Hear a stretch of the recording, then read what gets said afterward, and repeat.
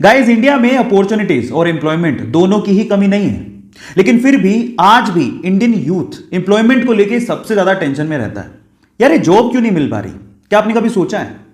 जो companies India में Indian youth को रिक्रूट करती हैं, उसका इसके बारे में क्या ख्याल है पता है? वो ये कहती हैं कि इंडिया में यूथ की कमी नहीं है, लेकिन स्किलफुल, स्मार्ट, एम्प्लॉयबल यूथ की बहुत कमी है। और जो यूथ स्किलफुल है और स्मार्ट है, उसके लिए जॉब की कोई कमी नहीं है। अब इसको थोड़ा मैं स्टोरी के थ्रू समझाने की कोशिश करता हूं, ध्यान से समझिएगा, जिससे आपको ज्यादा समझ में आएगा। एक बार दो दोस्त थे, एक का नाम था सतीश, दूसरे का नाम था महेश। दोनों ने स्कूलिंग, कॉलेज सब साथ में पूरा किया। मजे की बात यह थी कि उनकी सेम ही कंपनी में जॉब लग गई। दोनों ने बहुत हार्डवर्क किया पूरे साल भर। साल भर बाद उनका प्रमोशन होना था। तो जिस दिन प्रमोशन था उस दिन बॉस आए।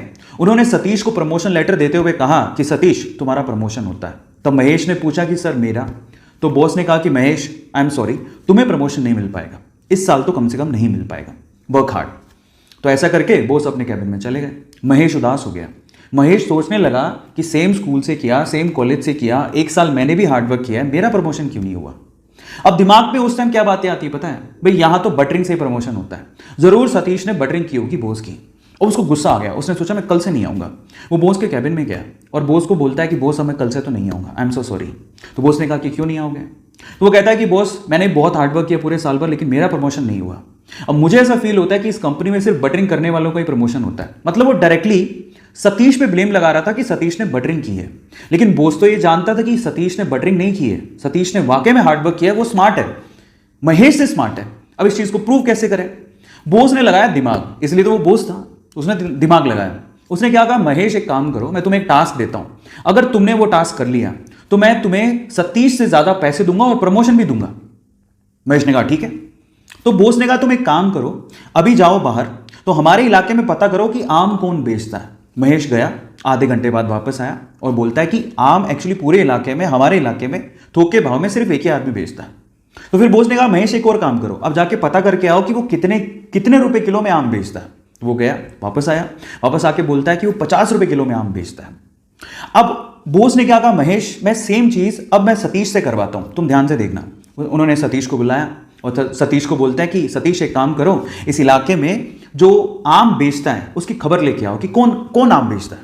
सतीश गया मार्केट में और वापस आया आधे घंटे बाद, और सतीश ने जो कहा महेश उसको देखता रह गया।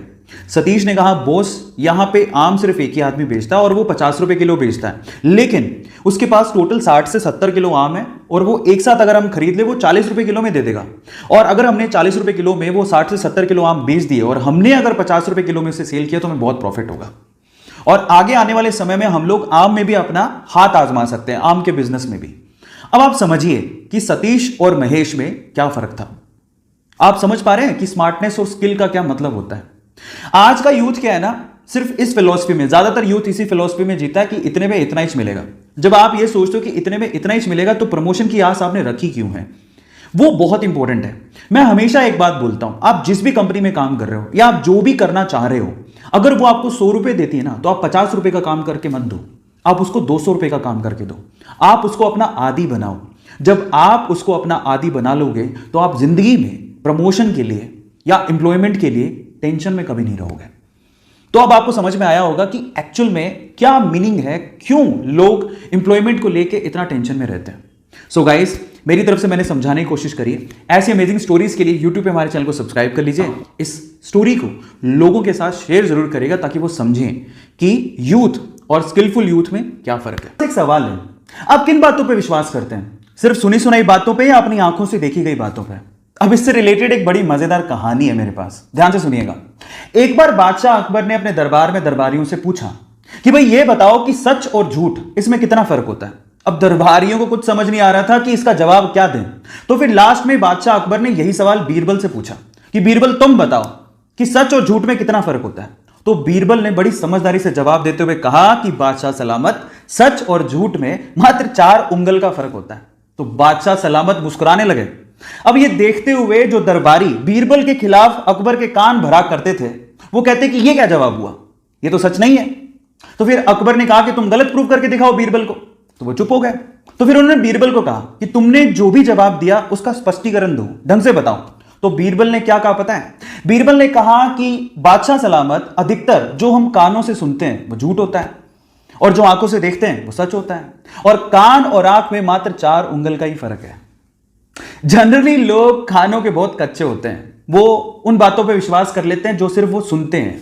इसलिए मैं आप लोगों से कहूंगा कि जब तक आप देख के परख नहीं लो, बातों पे विश्वास मत करो, क्योंकि सच और झूठ में मात्र 4 ही उंगल का फर्क होता है। थैंक यू सो मच इस वीडियो को देखने के लिए, और ऐसी अमेजिंग वीडियोस के लिए आप लोग हमारे चैनल को सब्सक्राइब कर लीजिए और इस वीडियो को शेयर करिए ताकि ज़्यादा से ज़्यादा लोग अपनी नॉलेज को बढ़ा पाएं। Thank you so much.